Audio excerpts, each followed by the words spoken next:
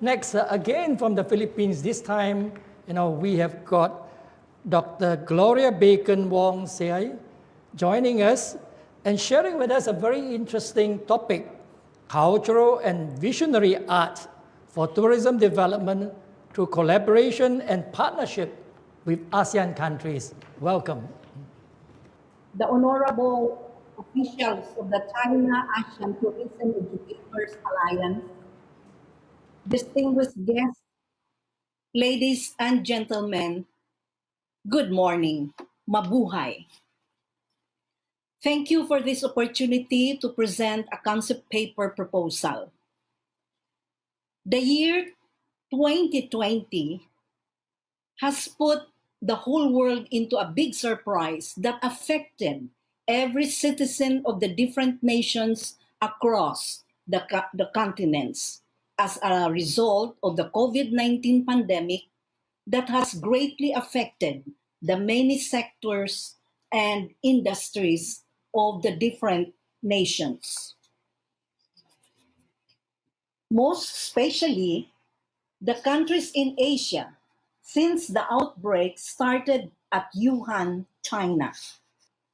The number of people dying every day, as reported by media, has created so much fear, uncertainties, and disruption in all of our activities. The businesses had to put a stop to the operation, and the government resulted to the announcement of general lockdown. This COVID-19 pandemic has truly created a chaos among us, and we had no choice except to obey and observe the health protocols of washing hands every now and then, wearing masks and face shields, and the use of alcohol to ensure protection, as well as staying home for a number of months. As consequences, in the Philippines, many of the small establishments were totally stopped, which included some small training centers, the resorts, and such other tourism-related businesses like travel agencies, tour operators, events, meetings, and conferences. For families and children, the impact is tremendous, which included the health of the members of the family, the loss of lives of some people, the normal livelihood that were stopped, financial difficulty due to loss of work and retrenchment, the education of children that are sacrificed due to lockdown, the daily personal and business activities of businessmen, and even the national economy. It was so disgusting to think that many of the families became dependent upon what the government can provide.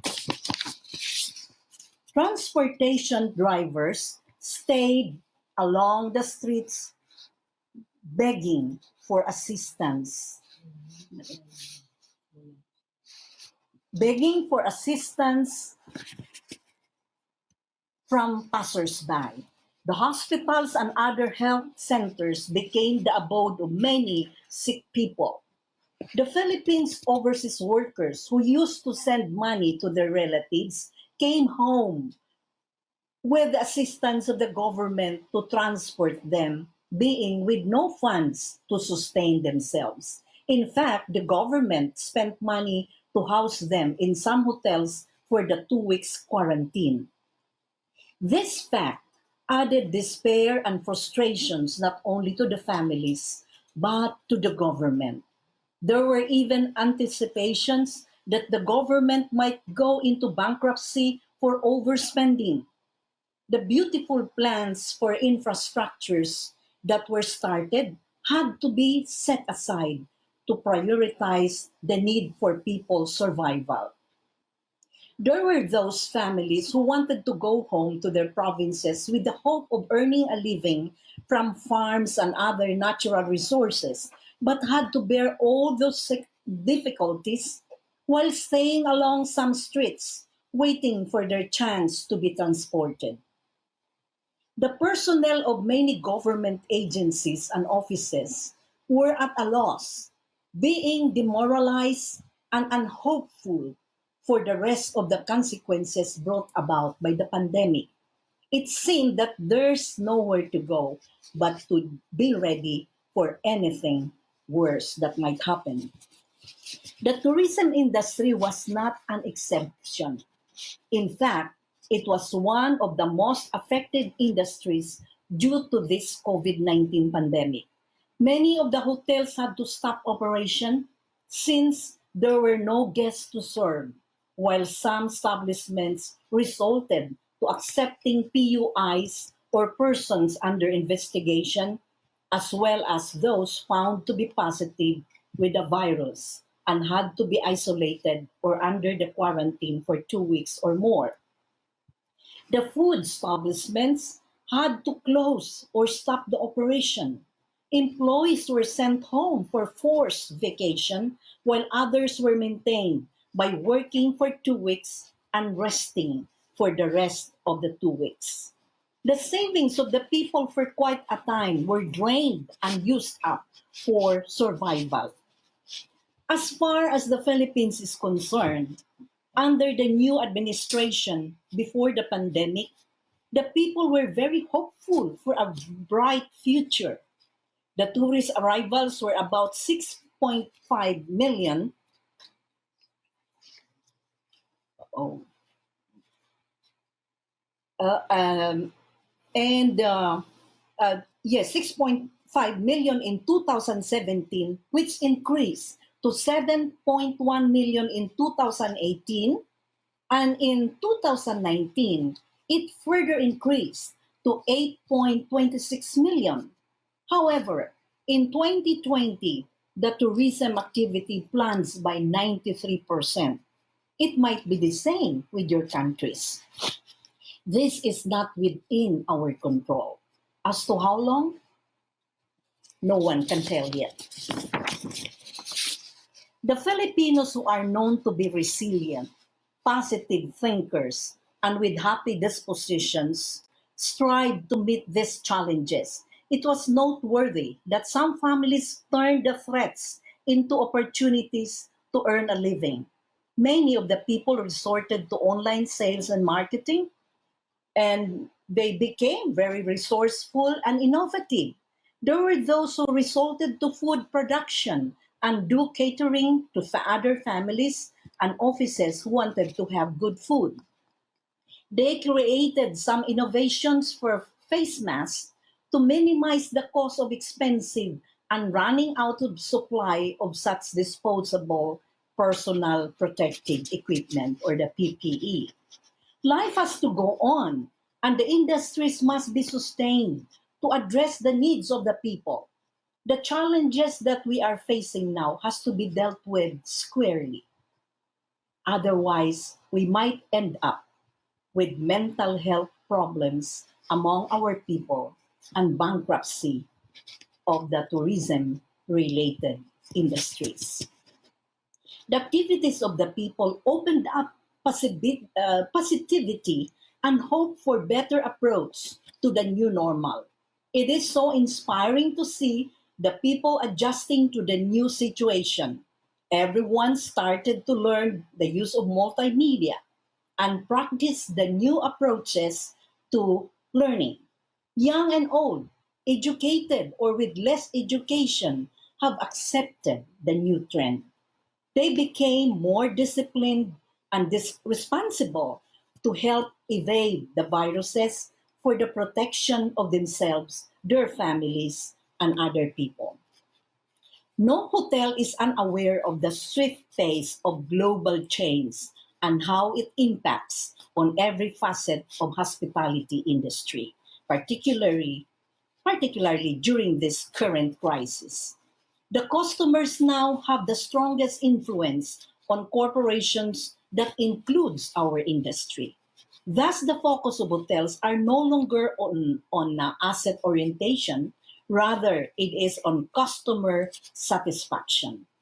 How they can possibly address the needs and expectations of clients amid this pandemic. Instead of focusing on investment for luxurious and expensive assets, for aesthetic properties and competitive ownership of structures, the hotel industry gave more attention to facilities that would ensure protection, safety, and comfort of guests.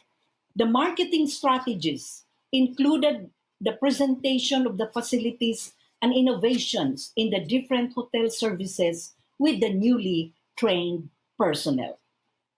Many clients now believe that their usual activities must not be curtailed. Instead, they take it as a chance to enjoy the staycation at different places where hotels have adjusted and continued to serve the guests while strictly observing health protocols. There is no way of going back. Rather, there are a lot of ways or opportunities to move forward to sustain the hospitality and tourism industry. Just like what Professor Hobson has said, the writer thought of finding ways on how we could sustain the industry, innovations of setting activities that may bring additional income for the tourism sector that would further benefit our people. It is said, where there is tourism, there is business for everyone.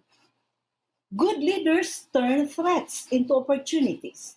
I think at this time of the pandemic, we need to move in order to sustain our tourism and hospitality industry. Each of our nations is gifted with so many wonderful natural resources, and our culture are unique from each other. We have the human resources gifted with talents, skills, capabilities that need to be further developed, presented, and recognized. On this context, I thought of cultural visionary art tourism to find a new horizon for our tourism industry. Next slide, please. Visionary leadership must be linked to business operation and foster innovative approaches to sustain valuable tourism activities. What is visionary art? Next slide. Oh, yes, let us see this different beautiful natural resources from the Philippines. Okay, next, we have, of course, China. We have the Indonesia. Next, please. Indonesia. Yeah, wonderful Indonesia. We have Thailand. We also have Malaysia or Singapore. Next, please. Next. Yeah. All right. What is visionary art? It is said that all original ideas of artists originate from visionary art. It encourages the vision of inner sight, eyes for outer perception. James Hillman called it the imaginal realm, while William Blake called it the divine imagination. Art is the song of our inner life that need to be heard or seen and recognized, as well as appreciated. Next slide. Actually, everything that we do involves art. Thus, we need to value art on every aspect. Tourism is an art, an exhibition, or display of the best we have that includes our culture, the natural resources surrounding our mountains and the seas, as well as the best talents and skills of the people.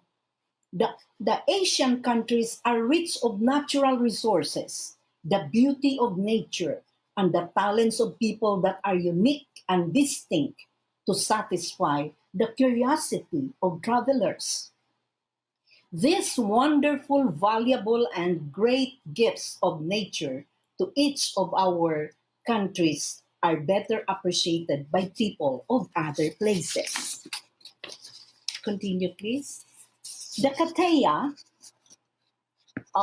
or the China ASEAN Tourism Educators Alliance, can be a channel to open up ideas that might benefit not only one country but across the nations in Asia. If we intend to expand the tourism, it is important that there will be more collaboration, support, and cooperation among neighboring countries rather than just focusing on competition. After all, we have the same market and target clients.